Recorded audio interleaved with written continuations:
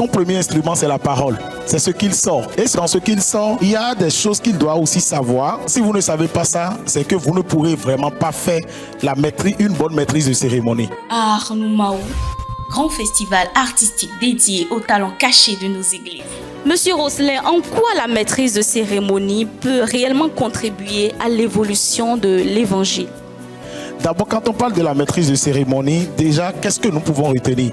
La maîtrise de cérémonie, simplement, je peux dire que c'est l'art de conduire. C'est l'art de diriger un événement ou une activité. Et dans cette direction, vous devez veiller au rythme choisi pour cette activité. Vous devez veiller au sens, c'est-à-dire, c'est quel type d'activité? Est-ce que c'est une activité solennelle? C'est une activité distractive? C'est une activité? C'est quel type d'activité? Il faudrait que vous le sachiez. Maintenant, si vous ne savez pas ça, c'est que vous ne pourrez vraiment pas faire une bonne maîtrise de cérémonie. Vous voyez un peu? Donc, c'est déjà un art. Et quand on parle d'art, c'est que c'est un talent. C'est un don. Et quand on parle de dons, il y a le don de la parole. Bien sûr. Il y a le don de la parole. Donc, le maître de la cérémonie, c'est quelqu'un qui pratique beaucoup. Son travail et son premier instrument, c'est la parole. C'est ce qu'il sort. Et dans ce qu'il sort, il y a des choses qu'il doit aussi savoir. C'est comme la Bible déclare dans Proverbe 18, 21, la mort et la vie sont au pouvoir de la langue. Vous voyez, Dieu même, avant qu'aujourd'hui nous parlons de maîtrise de cérémonie, c'est un thème, c'est une expression que Dieu même connaît déjà et il a déjà établi et ça a été déjà utilisé à plusieurs reprises.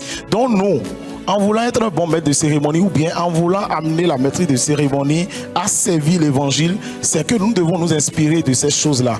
Si tu es chrétien, je pense que tu as rapidement ce penchant de servir l'évangile sans même le savoir. Bon, je m'explique. J'ai été recruté à Canal 3 en langue nationale Gungbe, où j'ai eu la grâce de prendre une émission en langue, une émission culturelle que j'anime. Au départ, c'était Tchéké 229, après ça a devenu Tchéké Badji.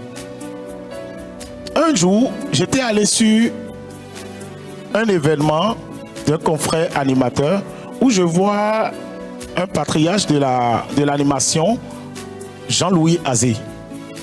Je ne sais pas si vous le connaissez, c'est un père. Quand on dit l'animation au Bénin, c'est les premiers qui ont commencé. Je l'ai vu, parmi tous nos amis, il dit animateur pasteur. Il se lève et me salue, pas comme ça, il dit animateur pasteur. Et il dit papa, pourquoi tu dis ça? Il dit non, toi là je te suis très bien.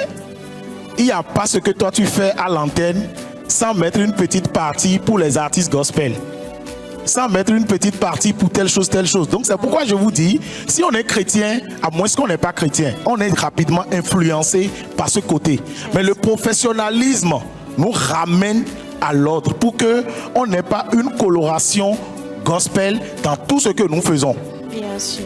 Donc ça voudra dire que si déjà des gens m'ont suivi et dit ça, ça voudra dire que à travers ce talent que Dieu m'a donné, j'ai déjà impacté, j'ai déjà évangélisé sans le savoir. Je ne sais pas si on se comprend. Donc la question là de dire, est-ce que la maîtrise de cérémonie peut impacter et participer à l'évolution de l'évangile? C'est oui. Et de plus, je suis comédien au-delà d'être animateur, maître de cérémonie, journaliste. Au départ, c'était la comédie. Et je continue jusqu'à présent par faire mes petites vidéos. Il y a des blagues qui ne sont pas forcément éducatives que tu entends. Moi, je vais sur certaines scènes et ces blagues-là viennent dans ma tête. Mais quand je dis, mais ce que je dégage ne me permet pas de dire ça. C'est pas qu'on ne connaît pas, on connaît. Mais ce que nous dégageons là, ce que nous sommes debout là, ne nous permet pas de dire ça. Donc j'évite, à moins que tu n'es pas chrétien. Si tu es chrétien, tu vas à l'église les dimanches, tu suis les enseignements, tu écoutes les orateurs. Je parie à 80%, sinon à 99%, tu vas le faire sans le savoir, apporter des petites touches de l'évangile dans ce que tu fais. Et donc la maîtrise de cérémonie peut contribuer énormément.